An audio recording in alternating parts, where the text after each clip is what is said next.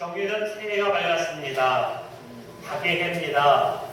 그런데 닭이라는 동물이 그렇게 달갑지 않은 시대가 되어져 버렸습니다. 아이러니하게도 닭의 해인데 AI로 닭과 오리, 거의 닭이죠. 3천만 마리가 넘게 살처분되었습니다. 이뿐 아니라 정치, 외교 할 것 없이 모두 답답한 행보를 보이고 있습니다. 무엇보다도 한국 교회의 성장은 멈춰 있고 시름과 절망에 놓인 고통의 목소리가 여기저기에서 들리고 있습니다. 사람들은 절망을 이야기합니다. 어디에도 희망은 보이지 않고 캄캄한 밤이 되었다라고 이야기합니다. 어떤 사람은 6.25 전쟁 이래로 가장 힘든 시기를 겪고 있다라고도 말을 합니다. 그런데 인생은 참 모를 일입니다. 불행과 행복은 항상 교차됩니다. 밀물과 썰물이 반복적으로 들어오는 것처럼 오르막과 내리막이 번갈아 있는 것처럼 우리의 인생도 겨울이 오면 반드시 봄이 온다라는 사실입니다. 지난주가 소환이었고요. 이제 이번 주에 대한절기가 있습니다. 가장 추운 때입니다. 그리고 오늘 최저 기온은 영하 11도를 기록했습니다. 가장 추울 때, 가장 겨울일 때. 그러나 가장 겨울이지만 다른 말로 보면 가장 추울 때가 가장 따뜻해지기 시작하는 때가 될 수 있다라고 하는 것입니다. 가장 힘들 때, 그러나 이제 우리에게는 좋아질 일만 남았다라고 이야기할 수 있는 때가 이르게 되었다라고 하는 것입니다. 오늘 본문의 이야기는 베드로가 예수님을 3번이나 부인하는 장면입니다. 어찌 보면 베드로는 다시금 기억하기 싫을 때, 다시금 생각하고 싶지 않은 그때, 그러나 그때 하나님의 사랑도 다시 시작되고 하나님의 역사도 다시 시작했다라고 하는 것입니다. 탕자는 가장 어려울 때 아버지가 생각났고, 나오미와 룻도 가장 힘들 때 예루살렘, 베들레헴이 생각났으며, 욥도 가장 어려울 때 주님을 진심으로 불렀다라고 하는 사실을 우리는 잘 알고 있습니다. 닭 울음소리, 베드로의 인생 속에서 가장 밑바닥에 처한 상황이었을 것입니다. 가장 기억하고 싶지 아니하는 상황일 것입니다. 그러나 이 상황을 통하여 베드로가 아름답게 다시 하나님의 제자로서, 예수님의 제자로서 살아갈 수 있게 이루어지는 귀한 기회가 되었다는 것도 역시 사실입니다. 오늘 베드로에게 들려주셨던 닭 울음소리, 2017년 가을교회 성도들에게 한국교회 정유년 새해를 맞이하여서 1월을 맞이하여서 하나님께서 우리에게 주시는 이 메시지가 우리의 가정과 사업과 또 우리의 나라와 또 한국교회가 새롭게 변화되어지는 그런 축복의 한 해가 되어주시기를 주님의 이름으로 축복합니다. 첫째로는 닭 울음소리는 회개를 촉구하고 있다는 것이죠. 베드로는 예수님을 부인하지 않겠다고 합니다. 예수님을 떠나지 않겠다고 합니다.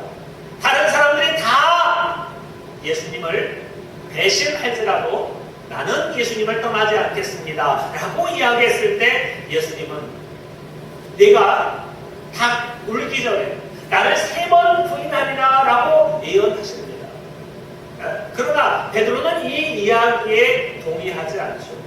최소한 베드로는 배신할 마음이 없었습니다. 베드로는 떠날 마음이 없었습니다.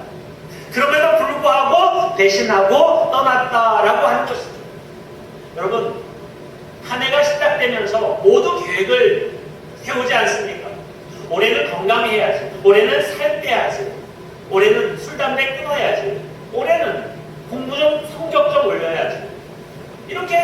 교회는 저마다의 계획을 세웁니다. 그러나 많은 사람들이 작심삼일 금방 포기해버리고 말죠.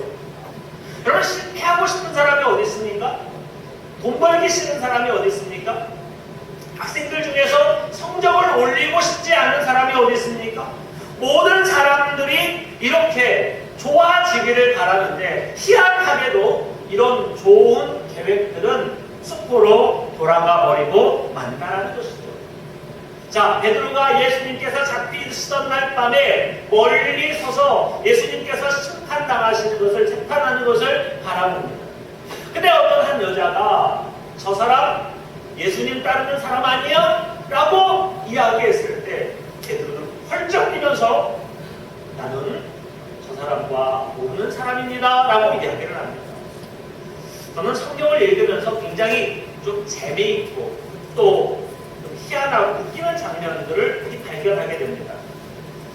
74절의 말씀 보니까 이렇게 이야기합니다. 그가 저주하여 맹세하여 이르되 나는 그 사람을 알지 못하노라 라고 이야기를 합니다. 베드로가 뭐라고 얘기했냐면 저주했고 맹세했다라고 이야기를 합니다. 그런데 그 앞절에 뭐라고 얘기하냐면 내 말소리가 너를 표명한다 하고는 그렇게 얘기해요. 그러니까 뭐예요? 네 말투, 네 말, 그런 억양, 갈리비 출신인데 우리식으로 이야기하면 전라도 출신인데 그렇게 이 얘기를 하는 거예요. 그러면 아닌데요, 아닌데 예, 이렇게 얘기하는 거죠. 지금 말투를 갖다 바꿔가면서 나는 절대로 그 사람을 알지 못합니다. 음성 변조 같은 거, 돈 가리고 그런 식으로 지금 이야기를 하는 거죠. 전혀 아니라는 식으로. 자, 베드로가 왜 넘어졌습니까? 왜 실수했습니까?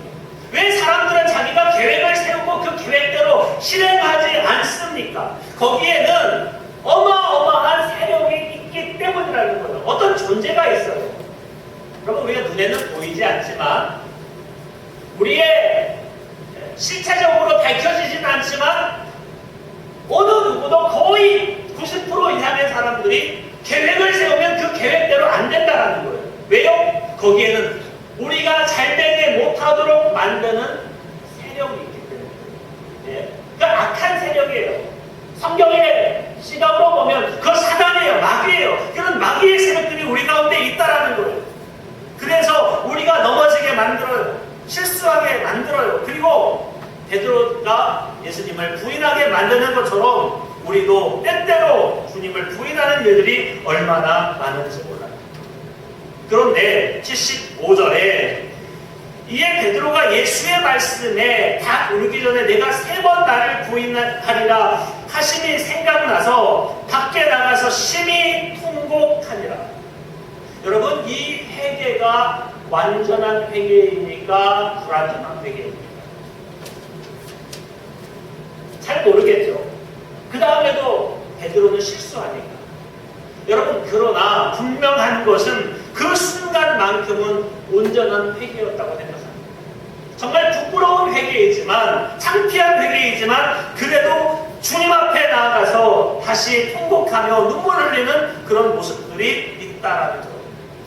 유럽 교회를 가보면 십자가보다 이 수탉이 그 성당 꼭대기에 올라가 있는 경우들이 많습니다. 천주교 교회뿐만 아니라 개신교 교회도 이런 교회들이 많아요. 왜 그럴까요?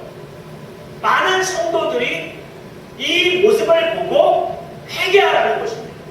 여러분, 그리스도인과 하나님을 믿지 아니하는 사람과 어떻게 다릅니까? 생각해 보세요. 그리스도인들, 하나님을 믿는 사람들이 좀 더 착합니까?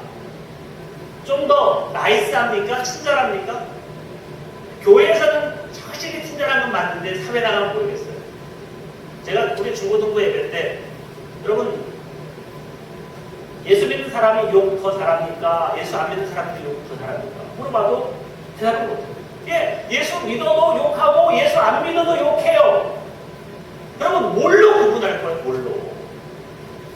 그런데 성경에는 구분할 수 있는 방법을 이야기해 주고 있습니다. 교회는요, 회개한 죄인들의 공동체예요.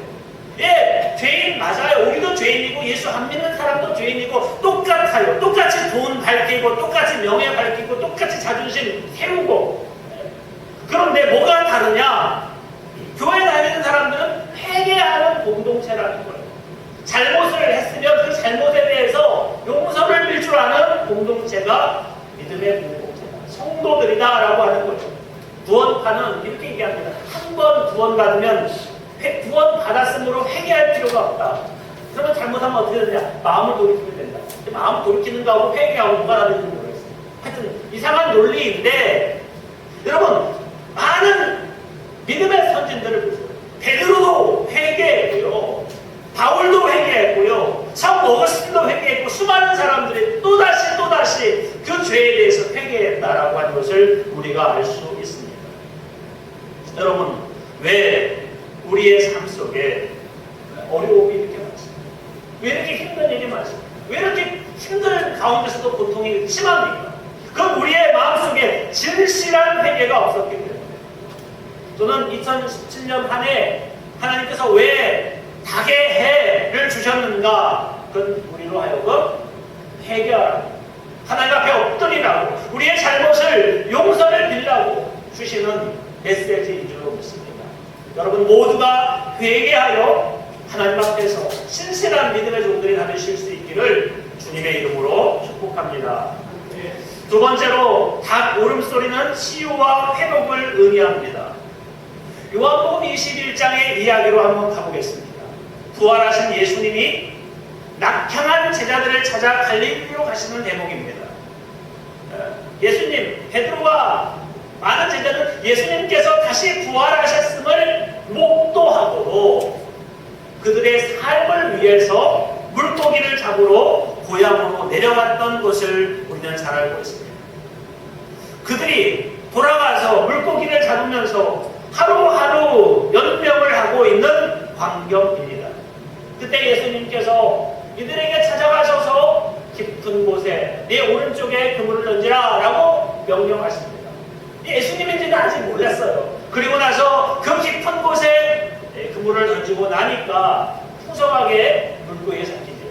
그때 베드로와 제자들은 예수님인 줄을 압니다.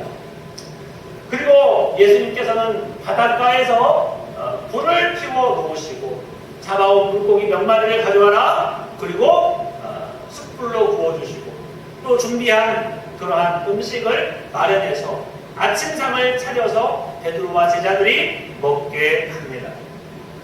여러분 이 예수님의 모습을 보면서 얼마나 이 베드로가 부끄럽겠습니까? 얼마나 창피하겠습니까?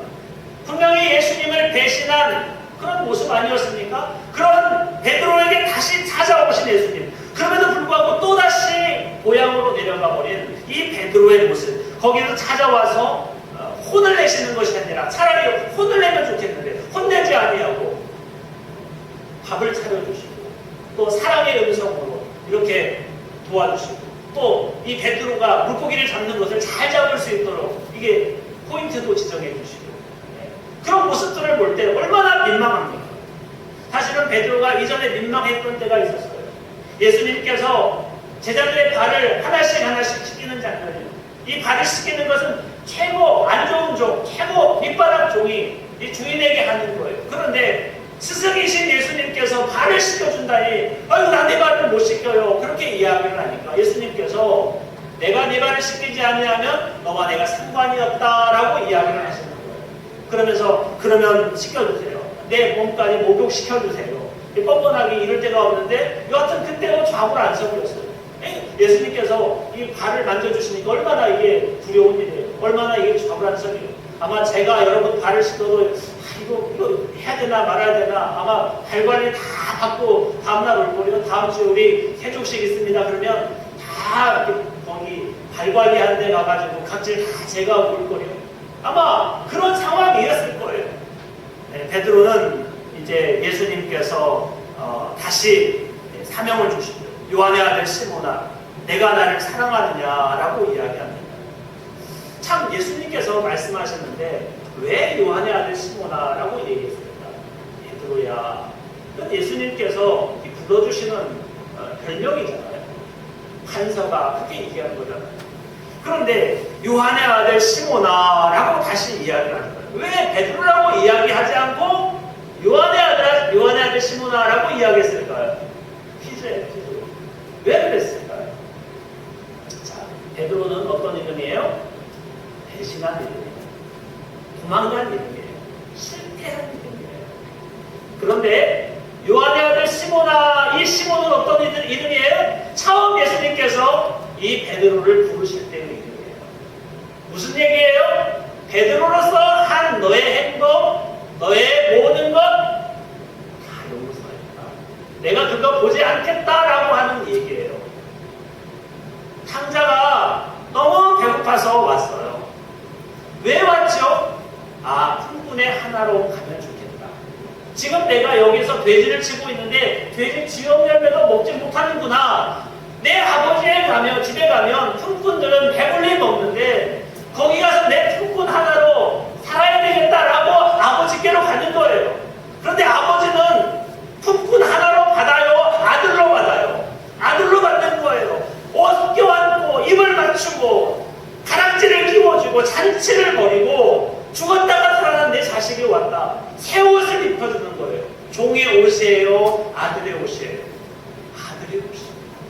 주님께서 여러분들을 사랑하시는데 지금까지 많은 죄를 지었잖아요. 마음으로 짓고 손으로 짓고 입술로 짓고 생각으로 짓고 이 모든 죄 주님께서 기억하신다는 거예요? 아니라는 거예요? 아니라는 거예요. 우리는 품꾼의 하나로만 삼아줘도 좋겠는데 그 죄 중에서 한 3개 정도만 없애줘도 좋겠는데 주님께서 뭐예요? 모든 죄를 사했다라고 이야기하는 거예요. 이게 주님께서 용서하시겠다라고 하는 이야기라는 것이죠. 저는 이 닭소리가 울리는 것, 그 때가요. 예수님께서 때가 어느 때였냐면 요한복음 21장 4절에 보니까 날이 새어갈 때, 그러니까 뭐예요? 새벽녘이죠. 예수께서 바다에 섰으나 제자들이 예수이신 줄 알지 못하더라. 예수님은 모르겠는데 이제 점차 날이 밝아지면서 그런 상황이 되는 거예요. 어촌 마을에 무슨 일이 벌어질까요? 새벽에 닭이 울겠죠. 닭이 울겠죠. 닭이 꾸꾸락하고 우는데 베드로는 묘한 상황이 오버랩되는 거예요. 주님께서 나를 용서해 주시는구나. 요한의 아들 시몬이라고 불러주시는구나. 나의 죄를 다 용서해 주시고 사랑하는 내 아들아 불러주시는구나. 내 양을 치라, 내 양을 먹이라, 이렇게 이야기해 주시는구나 라고 생각해 줄 수 있다라는 거예요. 그러니까 주님께서 다 용서해 주셨다. 2017년 닭의 주님께서 여러분에게 주시는 메시지가 있습니다. 많은 잘못을 했고 파산한 우리들의 모습이지만 종의 모습이 아니라 아들로 삼아주겠다라고 하는 주님의 회복의 메시지라는 거예요. 그 닭 울음소리가 오늘 여러분들이 정말 더 이상 열등감 느끼지 아니하고 주님 앞에 나아가실 수 있는 믿음의 성도님들 다 되시기를 주님의 이름으로 축복합니다. 세 번째로 닭 울음소리는 희망의 소리입니다. 로마서 13장 11절입니다. 또한 너희가 이 시기를 알거니와 자다가 깰 때가 벌써 되었으니 이는 이제 우리의 구원이 처음 믿을 때보다 가까웠습니다.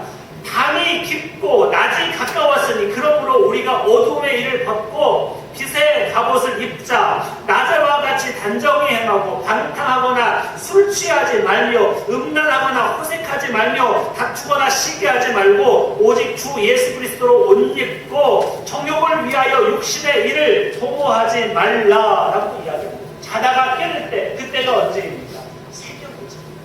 닭소리가, 닭 울음소리가 우렁차게 울리는 때죠. 그러면 어떻게 해야 됩니까? 어둠의 옷을 벗고 새 옷을 입고 출근을 하든지 학교를 가든지 우리의 사업의 일터에서 충성스럽게 일을 해야 한다라고 하는 것입니다. 옛날에는 닭이 울면 마을에 내려왔던 산짐승들이 산으로 다시 돌아갑니다. 그리고 닭 울음소리가 나면 악한 귀신들도 다 물러간다고 했습니다. 그래서 이 미신을 섬기는 사람들은 닭발을 가지고 점을 치기도 하고 이 닭 깃털이나 닭 벼슬을 이렇게 이용해서 뭔가를 하는 경우들도 있어요. 왜냐하면 닭이라고 하는 것이 악한 세력들을 몰아낸다라고 하는 그런 의미가 있기 때문에 예, 주님께서는 우리에게 지금 이 시기가 어떤 시기냐, 어둠의 시기가 아니라 곧 밝은 태양이 떠오른다, 새벽의 시기다 라고 이야기를 합니다. 그래서 우리가 어떻게 해야 된다고요? 빨리 옷을 갈아입으래요. 빨리 우리의 행동을 변화시키래요. 더 이상 술 취하지 말고 음란하지 말며 호색하거나 다투지 말래요. 여러분, 밤에는 술 취해서 돌아다니는 것이 용인됩니다. 그럴 수도 있어요. 대수롭게 생각하지 않습니다. 근데 낮에 술 취해서 돌아다니면 뭐라고 해요? 저 미친 놈 그럽니다. 저 이상한 놈, 정신 나간 놈, 넉 빠진 놈 그럽니다. 여러분, 밤에는 용서가 되어도 낮에는 용서가 안 되는 게 분명히 있다라는 거예요. 그때 우리가 어떻게 해야 돼요? 임해야죠. 나가서 주님을 영접해야죠.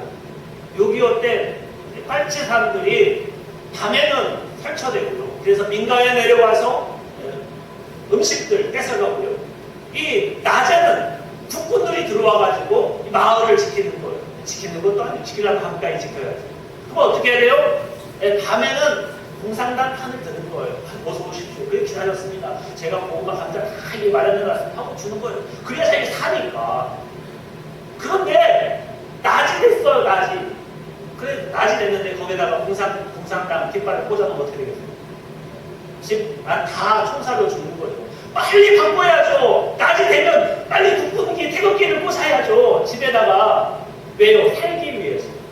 마찬가지입니다. 주님께서 우리에게 때가 됐다라는 거예요. 낮에 때가 됐다라는 거예요. 그래서 빨리 정신 차리고 빨리 하나님을 영접하고 하나님의 뜻대로 살라라고 말하는 거예요. 우리 한국교회가 부흥했던 것은 닭 울음소리를 듣고 새벽종을 울렸습니다. 그 소리를 듣고 새벽 예배를 가졌습니다. 여기 어르신분들은 그 새벽종과 새벽닭 우는 소리를 함께 들으면서 교회에 갔던 기억이 분명히 있으실 겁니다. 예, 이때가 어느 때냐? 바로 하나님께 기도할 때라는 거예요. 하나님 앞에 엎드릴 때라는 거예요. 새 옷을 입고 정욕을 위하여 육신의 일을 도모하지 않을 때라는 거예요.